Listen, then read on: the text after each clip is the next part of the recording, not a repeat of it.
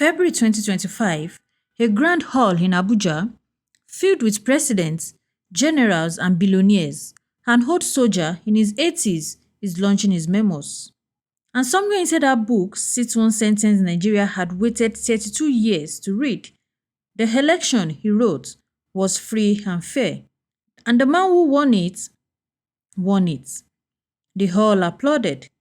The man he was writing about had been dead for 27 years. This is the story of that sentence. Of the freest election this country ever held, the announcement that he raised it, and the 32 years it took the eraser to confess. Rewind to the early 90s. Nigeria had been under military rule for a decade, living inside a transition program that kept promising democracy the way a debtor promises payment. The handover date moved like a goalpost on wheels. October 1992, then January 1993, then August 1993. Nigerians had stopped holding their breath. And democracy on offer was a strange, factory-made model. Two political parties, both of them created by the military government itself. One nudged a little to the left, one a little to the right. As the saying went, the referee had sewn both jerseys.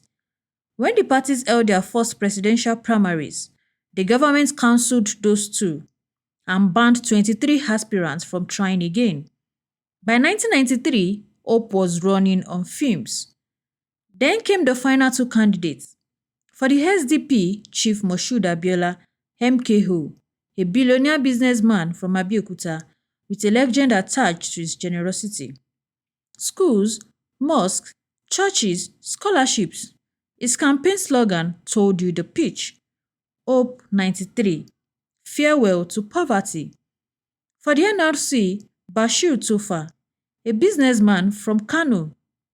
And here was the twist that should have broken everything. Both candidates were Muslim. Abiola even chose a fellow Muslim as his running mate. On paper, a Muslim-Muslim ticket in Nigeria reads like a lit march in a fuel station. Keep watching what the country did with that march. 2 days before the vote, the ambush came. A group calling itself the Association for a Better Nigeria walked into a courtroom.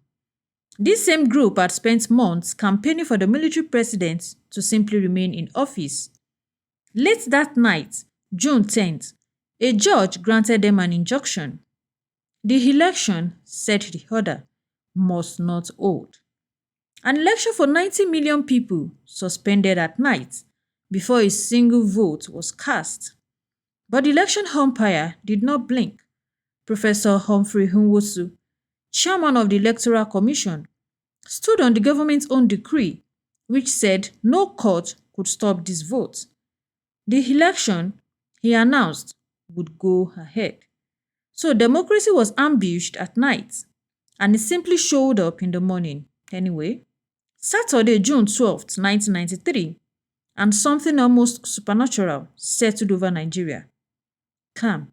The voting itself was built for honesty, a modified open ballot. You were counted in the open, at your polling station, in front of your neighbors. Results announced right there, on the spot, before the ink dried. Had to steal an election that the whole street is watching. Then the results began to whisper in. And the whispers were saying something Nigeria had never heard before. Abiola was winning everywhere, south and north, Christian towns and Muslim cities. He was winning states his party had no business winning. He even won Kano. Sit with that. Kano is Tofa's home state. The man's own neighbors looked at the ballots and chose his opponents. Observers, local and foreign, reached for the same words. The freest and fairest election in Nigeria's history. No religious crisis, no ethnic arithmetic, nothing. For one Saturday, the country simply agreed with itself, which is exactly when the strangling began. Slowly, politely in courtrooms. The commission started announcing results. 14 states in, plus Abuja. With Abiola sweeping, a new court order arrived. Stop announcing. The count froze mid-sentence. A nation of 90 million people, holding a result in its mouth, forbidding to say it. So activists said it for them. On June 18th, the full unofficial figures leaked: 58% for Abiola, leading in 20 of 30 states. Everybody now knew the ending. The government simply refused to read the last page aloud. And then, June 23rd, 1993, 11 days after the vote, a short government statement read out to the nation. The election annulled, the Electoral Commission dissolved, and the decrees that made the whole transition possible repealed. Understand what that last part means. They did not merely cancel the results, they cancelled the laws under which the election had existed. They reached back in time and unwrote it. The official reasons: irregularities, vote buying, and with a straight face, the need to protect the judiciary. Millions of votes, cast peacefully, counted openly, leading clearly, deleted by a statement you could read in under a minute. Nigeria erupted. Strikes, protests, fiercest in the southwest, barricades and burning tires in Lagos. Security forces answered with bullets and people died in those streets. The counts differ, none of them are small. The pressure kept rising until August 1993, when the military president made his exit with two words that entered the national dictionary forever. He said, stepping aside. In his place, an interim national government under a soft-spoken businessman, Ernest Shonekan, a government with an expiry date practically printed on its forehead. 82 days later, the defense minister collected it without firing a shot. General Sani Abacha. The darkest chapter of this old story had just taken the wheel. And Abiola. For a year, the man who won Nigeria waited for Nigeria to be handed to him. It was not coming. So on June 11th, 1994, in a crowd at Ekpetedo in Lagos, he did the bravest and most dangerous thing available. He declared himself the lawfully elected president of Nigeria. Days later, he was arrested for treason, almost 1 year to the day after the annulment statement. The winner of the election was in detention. He would stay there 4 years, solitary, cut off from radio, newspapers, family, the freest election in Nigerian history, reduced to one man alone in a room. Outside the walls, his wife Kudirat became the movement's loudest voice. She organized, she spoke, she defied.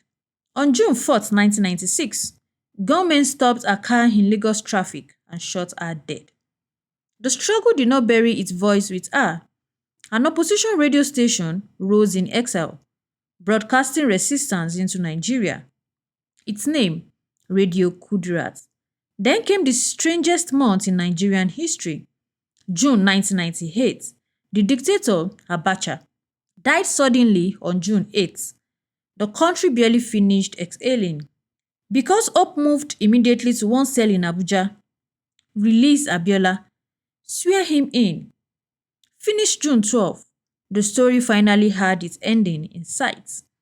July 7th, 1998, Abiola sat in a meeting with foreign envoys, discussing the terms of his release. He took tea. Within hours, he was dead. The official autopsy said heart disease, and his health had truly suffered in detention. That is the record. It is also the record that until today, many Nigerians simply do not drink tea in that story. The jailer died in June. The prisoner died in July. And in May of the following year, Nigeria finally got its democracy handed to somebody else. For years afterwards, June 12 lived as a wound with a calendar date, marked in the southwest, argued about everywhere, officially ignored. Until 2018, 25 years later, when a president, himself a former military ruler, moved Nigeria's Democracy Day from May 29th to June 12th, and Abiola received the GCFR, the Grand Commander of the Federal Republic, the highest honor in the land, reserved for presidents, given for the first time to a man who was never sworn in. Nigeria returned the title, the office, never. Professor Nwosu, the umpire, carried his unannounced result for the rest of his life. He went to his grave with the sentence still unfinished. Which brings us back to that hall in Abuja, February 2025. The old general and his memoirs. Free and fair, he wrote, Abiola won. In the same book, he wrote something more. The annulment, he said, was carried out around him by other officers, led by the man who later took power. He also accepted responsibility as the commander-in-chief it happened under. Nigerians noticed that he managed to do both at once. 32 years late, the result of June 12 was finally declared, not by an electoral commission, by a paperback. So why does one cancelled election still command a national holiday? Because June 12 is the receipt, proof, held by ordinary Nigerians that this country once voted without fear or tribe, chose cleanly and chose well. Every election since has been measured against it. Everyone has come up short. The vote was annulled. The proof never was.